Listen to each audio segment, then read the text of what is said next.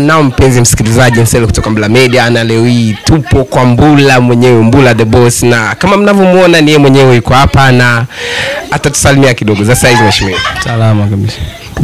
Kazi inasemaje? Tupo tu tunakaza. Kaza. Sasa vipi muziki unasemaje pia? Maana tunasikia pia wewe ni mwimbaji. Muziki tunapambana kama kawaida, unajua ni kipaji na pia ni kazi, so hatuwezi acha. Muda wote tu ni kufikiria muziki tu. Na vipi hapa, umepanga ngoma nyingine kutoa au bado? Ngoma zipo zenye ziko tayari na kuna pia zenye zinatarajiwa kurekodiwa, ila tu kuachia tu ndo ipo kwenye ratiba. Na manager je wa studio, naona kama uonekani kwenye studio, maana siku nyingi tunakutafuta hapo uonekani, shida nini? Shida tu ni mashughuli hapa na pale ndo imenibana sana. Shughuli zimekushika. Na challenge ni zipi ambazo wewe unapitia kama manager wa studio na tena kama mwimbaji? Challenge ni nyingi, unajua kwenye studio kuna kupata na kukosa. Like leo unaweza fanya kazi upate pesa, kesho ukose, so inakuwa ni changamoto. Na ikumbuke unalipa rent na unalipa shughuli zingine pia, unafaa uongeze equipment, so unakuwa unapata challenge kama hizo. Leo unapata, kesho unakosa, unashindwa kubalance utafanyeje, lakini yote sawa, Mungu anasaidia tu. Na kuhusu muziki je, challenge ni zipi zinazingua sana kwenye kazi yako? Challenge za muziki ni kwamba kazi haziendi. Tunachapa kazi haziendi. Yaani support kubwa ama target kubwa yenye sisi tunapata ni kupitia wale mashabiki wa damu ama wale mashabiki wa kweli tu ndo wanasababisha kazi zetu ziendelee, lakini muziki wa kambi siku hizi unayumba sana. Ndio challenge kubwa ambayo tunapata. Unaachia ngoma lakini haishughulikiwi na watu au haifuatiliwi na watu, so unakuja kupata ni kama kazi bora unafanya. Mbona wasanii wengi wanasema kwamba ni ukosefu wa support kifedha ndio unafanya muziki usiende mbele, na wewe unasema ni kwamba watu hawasupportiani kuhusu mambo ya mtandaoni, au si? Kuhusu kifedha siwezi kuwa huko, kwa sababu mimi muziki wangu unanilipa, nafanya muziki wa biashara, sifanyi tu muziki wa kuburudisha watu, hapana. Mkisikia mkiniona nimetoa ngoma ujue nimetolea sababu, ama ni kutoa kwa sababu niingize maokoto, na sitoi kwa sababu tu usikizwe na uishie hapo, hapana. Na unaweza kuwashauri nini vijana ambao wameanza muziki na wao wangetaka kujulikana kama Mr. Mbula Mbembe Mbondo? Kitu naweza washauria waweke bidii, waweke nguvu, na hakunaga mazuri yote ya kujagi kirahisi. Lazima kwanza focus na upambane na uweke nguvu, so na wasikate tamaa. Na kitu kingine huaga kinasababisha mtu leo na unainuka kesho unashuka ni kwa sababu ya tamaa. Unapata bado vidogo hujavishikilia vizuri, unataka vikubwa haraka, so unakuja kupata umekwamia njiani, unaanguka hivyo. Na kitu kingine pia huaga kinaangusha msanii ile unategemea sana support, yani ufikiri kujituma kibinafsi, unataka tu mpaka mtu fulani akushike mkono ndio utainuka. Sasa hiyo kitu huaga inatuangusha sana. Sasa tumeona umechange muonekano, maana ngoma zako zote za nyuma hapo tumeona ulikuwa na rasta, na picha zako zingine wewe uko na rasta. Sasa tumeona umetoa rasta, shida nini? Kitu cha kwanza ikumbukwe mimi ni msanii.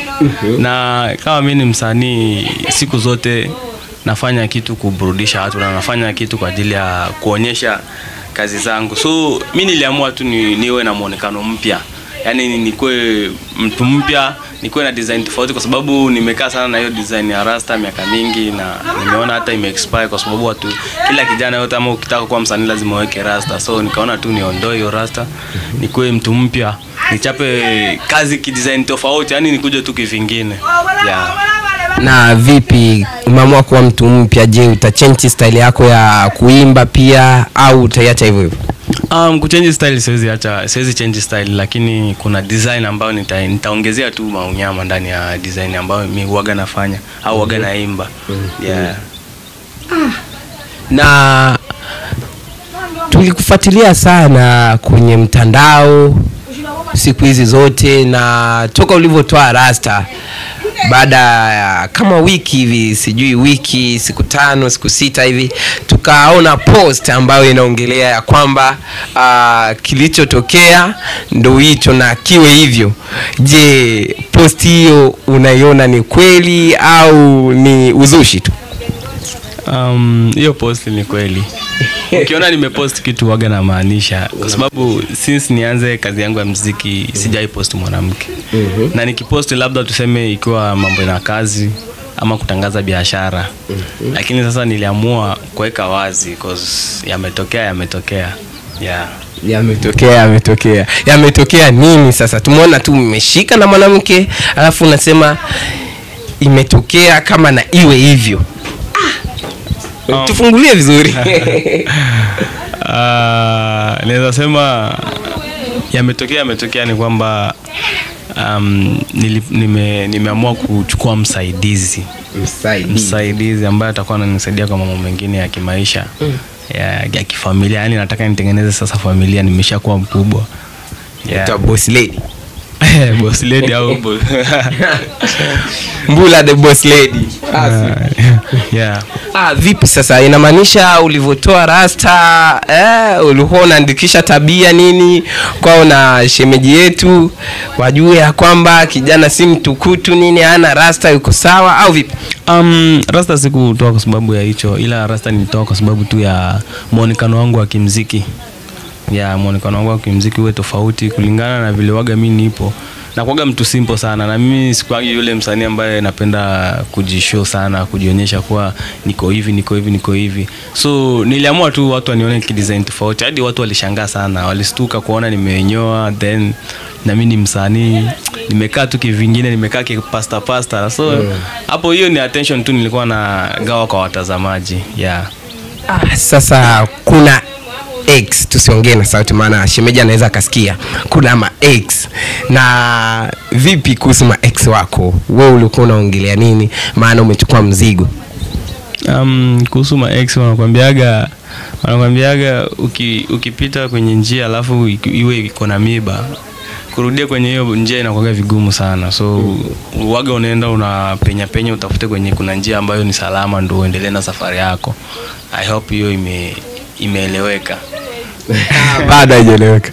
Bado fafanua vizuri, hatujaelewa. Njia yenye miba nini hujarudia? Kwani ex wako ulikuwa umepanga kumuoa alafu ukaona ana miba nini michongoma ndo kama kupita?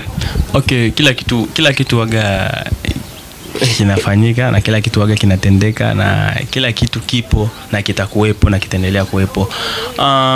Unajua kwenye mahusiano ama kwenye mapenzi, ukipendana na mtu kitu ya kwanza unaanzaga kwanza kumpenda na ujui ndani ameficha nini ama amebeba nini. So ukisha kuja kuona wewe na yeye mwendani, kuna kuga mawili, kuachana au kwa yani tuseme kama mmeachana ila mjaachana, yani mnakuwa hivyo. So na mimi kwa upande wangu, kila mtu unajua kwenye mahusiano anakuwa na malengo.